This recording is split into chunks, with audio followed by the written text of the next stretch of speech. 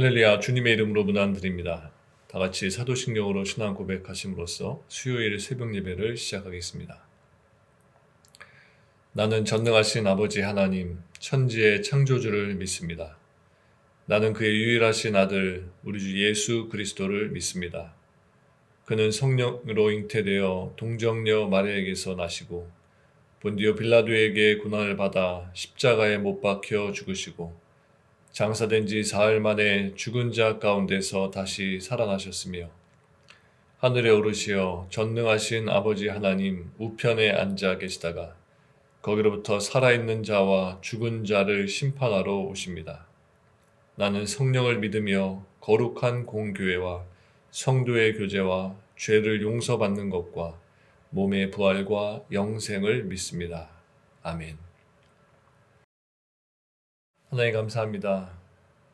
오늘 하루도 우리들에게 새날을 허락해 주시고 이 첫 시간 하나님을 경배하는 예배 자리로 우리를 인도해 주심을 감사드립니다. 이 예배를 통하여서 하나님의 말씀을 공급받을 때 우리의 영이 새로워지게 하시고 하나님의 말씀을 들음으로 인하여서 우리 안에 채워진 죄된 것들이 모두 녹아 사라지는 은혜를 경험하도록 도와주시옵소서. 코로나의 어려운 시기를 여전히 보내고 있는 많은 성도들, 그들의 삶을 주님 지켜주시고 삶의 어려운 환경 속에서 하나님을 붙들고 간구하며 기도하는 저들의 기도 소리에 응답하여 주시옵소서. 가정의 문제로 또 직장의 문제로 세상에서 여러 가지 일들로 고민하며 걱정하며 간구하는 저들의 기도 소리를 들어주시고 기도에 응답하시며 더 놀라운 것들로 역사하시는 하나님을 경험할 수 있도록 도와주시옵소서. 오늘도 함께 요한복음 말씀을 읽고 묵상하려고 합니다. 우리의 묵상이 주님께 연락되게 하시고 말씀 공급받는 우리들에게 새 힘과 능력 공급해 주셔서 오늘도 말씀 의지하며 살아가는 우리들 되도록 지켜주시옵소서. 감사드리며 예수님의 이름으로 기도합니다. 아멘. 하나님께서 오늘 우리들에게 주시는 말씀은 요한복음 3장 16절에서 21절까지의 말씀입니다. 요한복음 3장 16절에서 21절까지의 말씀 제가 봉독해 드리겠습니다. 하나님이 세상을 이처럼 사랑하사 독생자를 주셨으니 이는 그를 믿는 자마다 멸망하지 않고 영생을 얻게 하려 하심이라. 하나님이 그 아들을 세상에 보내신 것은 세상을 심판하려 하심이 아니요 그로 말미암아 세상이 구원을 받게 하려 하심이라. 그를 믿는 자는 심판을 받지 아니하는 것이요 믿지 아니하는 자는 하나님의 독생자의 이름을 믿지 아니하므로 벌써 심판을 받은 것이니라. 그 정죄는 이것이니 곧 빛이 세상에 왔으되 사람들이 자기 행위가 악함으로 빛보다 어둠을 더 사랑한 것이니라. 악을 행하는 자마다 빛을 미워하여 빛으로 오지 아니하나니 이는 그 행위가 드러날까 함이요 진리를 따르는 자는 빛으로 오나니 이는 그 행위가 하나님 안에서 행한 것임을 나타내려 함이라 하시니라. 아멘. 다시 본문 말씀을 읽으시면서 개인적으로 묵상하고 기도하는 시간을 가지시기 바랍니다.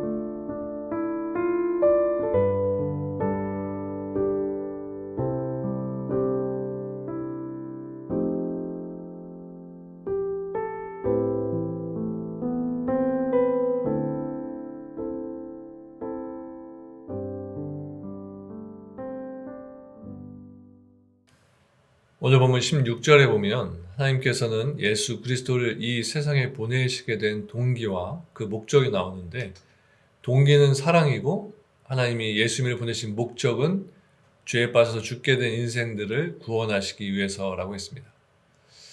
성경이 가르치는 바와 같이 모든 사람은 죄 아래에 있어서 멸망을 피할 수가 없는 상태였기 때문에 하나님께서 구원의 길을 열어주신 것입니다.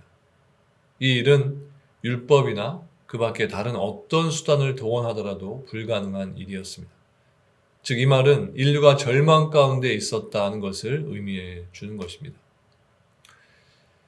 인간을 죄의 속박에서 벗어나게 할 수 있는 것은 이 땅에 아무것도 없습니다. 유대인들은 율법에 소망이 있는 줄 알고 이것에 집착을 했지만, 철저한 율법주의자였던 바울의 말에 의하면 율법은 사람을 의롭게 하는 것이 아니라 죄를 깨닫게 해줌으로써 절망하게 하고, 그래서 이것이 유일한 극복 방안인 그리스도에게로 인도하는 초동교사가 된다는 것입니다. 즉, 아이들의 손을 잡아 이끌어주는 유치원 선생님과 같은 존재라는 것입니다. 결국 율법도 인류의 유일한 희망은 하나님께로부터 오신 예수 그리스도 뿐임을 우리들에게 알려주고 있는 것입니다. 하나님은 예수 그리스도를 통해서 인생들을 구원하기로 작정하셨습니다. 이 일은 창세전에 이미 계획이 되었습니다. 처음부터 이 모든 일을 계획해 놓으시고 때가 되어서 아들 예수 그리스도를 세상에 보내주신 것입니다. 그러므로 다른 길은 없습니다.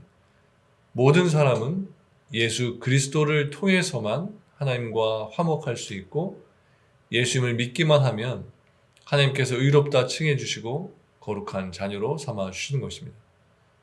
여기에 다른 어떤 조건도 부과하지 않고 오직 우리에게 믿음만을 요구하십니다. 이것은 아주 쉬운 것입니다. 많은 지식이나 돈이 요구되는 것도 아니고 고행이나 수양을 요하는 일도 아닙니다. 단지 예수님이 그리스도이심을 믿고 그분을 자신의 인생의 주인으로 모셔드리기만 하면 되는데, 많은 사람들이 이것을 거부함으로써 절망에서 헤어나지를 못하는 것입니다. 하나님은 예수님의 이름 외에 천하에 구원 얻을 만한 다른 이름을 우리에게 주신 일이 없다고 하셨습니다. 그러면 여러분은 예수님만이 인류의 희망인 것을 믿으시고 그분만을 의지하시고 그분께만 소망을 두시며 사시기를 바랍니다. 그리고 이어서 본문 17절에 보면 하나님께서 그 아들을 세상에 보내신 목적이 다시 한번 구체적으로 언급이 되어 있습니다. 그것은 세상을 심판하기 위함이 아니라 세상이 구원을 받게 하기 위한 것이라고 했는데, 여기서 우리는 죄에 빠진 인생들을 향한 하나님의 마음을 읽을 수 있게 됩니다. 하나님은 우리가 죄 가운데 멸망하는 것을 결코 원치 않으시고, 하나님은 모든 인생이 다 구원에 이르기를 원하신다는 것입니다. 하나님은 한 영혼을 천하보다도 귀하게 여기시는 분이시기 때문에 하나님에게 있어서 인간이 매우 특별한 존재라는 것입니다. 우리 인간은 다른 피조물과 달리 매우 특별한 존재입니다. 그것은 우리 인간이 오직 유일하게 하나님의 형상으로 창조되었기 때문인 것입니다. 여기에 우리가 다른 사람들을 귀하게 여겨야 할 이유도 있는 것입니다. 이 세계에 존재하는 모든 사람을 귀하게 여기고 또 사랑할 줄 아는 사람이 하나님의 마음을 아는 사람이고 그리스도의 마음을 가진 성도다라고 할 수 있는 것입니다. 또 18절 말씀에 보면 예수님을 믿기 거부하는 자들에 대한 경고의 말씀이 기록되어 있습니다. 18절 뒷부분에 보면 그들은 이미 심판을 받은 것이니라 라고 했는데, 이것은 인류가 시급히 풀어야 할 숙제가 무엇인지를 알게 해줍니다. 많은 사람들이 인류의 시급한 과제가 도덕성의 회복이라고 말합니다. 물론 도덕성의 회복도 절실히 요청이 되는 일입니다. 오늘날 도덕이 무너져서 사회의 질서가 사라지고 있습니다. 그러나 이것이 인류의 가장 시급한 문제는 아닙니다. 인류에게는 이러한 것들보다도 한시라도 빨리 해결해야 할 문제가 있는데 그것은 이 세계가 현재 하나님의 심판에 직면하고 있다는 것입니다. 다시 말해서 하나님의 심판에서 벗어나는 일이 인류가 가장 시급히 해결해야 할 당면 과제라는 것입니다. 하나님의 심판은 영원한 멸망을 가져온 것이기 때문에 이보다 더 중요한 문제는 없습니다. 그러면 어떻게 해야 이 문제를 해결할 수 있을까요? 그것은 바로 하나님께서 구원의 유일한 방편으로 제시하신 예수 그리스도를 믿는 것입니다. 예수님과 어떤 관계를 유지하는가가 희망과 절망을 결정하게 된다는 것입니다. 도덕적으로 흠이 없고 완전한 사람이라도 예수를 믿지 않는다면 심판에 이르게 되고, 반면에 어떤 죄를 지었다고 하더라도 예수님을 믿으면 그 모든 죄는 사함을 받고 약속의 나라에 들어갈 수 있게 되는 것입니다. 즉, 인간을 심판하시는 하나님의 기준은 예수님과의 관계, 다시 말해서 그분을 믿느냐, 그분을 믿지 않느냐에 있다는 것입니다. 사람의 기준으로 볼 때는 의인과 죄인이 있을 수 있지만 하나님의 기준으로 볼 때 모든 사람은 죄인일 뿐이고 예수를 믿지 않고서는 이 문제를 해결할 방법이 없게 됩니다. 그러므로 인류의 문제를 여기서부터 풀어나가야 하는 것입니다. 많은 사람들이 굳이 예수님을 믿지 않더라도 착하게 살고 또 어떤 종교든지 가지고 있으면 되지 않은가라는 생각을 갖습니다. 그러나 확실한 것은 예수님을 믿지 않는 모든 이들이 이미 심판을 받았다는 점입니다. 인간의 행위는 그것이 아무리 선하다고 해도 하나님께서 요구하시는 의의 기준에 미치지를 못합니다. 그것은 노력의 부족이 아니라 죄의 뿌리를 내리고 있는 본질의 문제 때문입니다. 이것은 예수님을 믿음으로만 해결될 수 있기 때문에 이 믿음을 가지는 것이 중요합니다. 이어서 19절과 20절 말씀은 진리이신 예수님께로 오기로 거부한 사람들의 실상에 관한 증거입니다. 예수님께서는 당시 유대 종교 지도자들을 염두에 두고 이 말씀을 하신 것 같은데, 그들은 두 얼굴을 가진 이중적인 사람들이었습니다. 그들은 겉으로 보기에는 더할 수 없이 경건한 사람들이었지만 그들의 내면은 추악이 이를 데가 없었던 것입니다. 주님께서 그들을 회칠한 무덤에 비하신 사실이 이것을 잘 입증해 줍니다. 그들은 겉으로는 사람들에게 옳게 보였지만 안에는 불법이 가득한 상태였습니다. 그러므로 그들은 빛보다 어두움을 더 사랑할 수밖에 없었습니다. 그것은 어두움 속에 있어야 자신들의 이중성이 밝혀지지 않기 때문입니다. 빛은 모든 것을 속속들이 비추어서 드러나게 하기 때문에 두 얼굴의 이중성을 가진 이들은 빛이신 예수님을 미워하고 또 멀리합니다. 자신들의 위선을 겸허히 인정하고 은혜를 구하면 용서를 받게 되지만 이 사람들은 도리어 이것을 감추려고 빛을 제거하는 일에 열중하는 것입니다. 스데반의 설교를 듣고 유대인들이 보인 반응을 통해 우리는 이 사람들의 진리에 대한 태도를 확인할 수가 있습니다.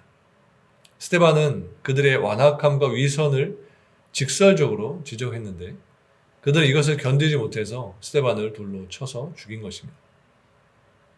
타인이 자신의 허물을 지적할 때 겸허하게 받아들이고 회개하는 사람은 은혜 받기에 합당한 마음을 가진 사람입니다. 그러나 어두움을 사랑하는 자들에게는 이런 일을 기대조차 할 수가 없습니다.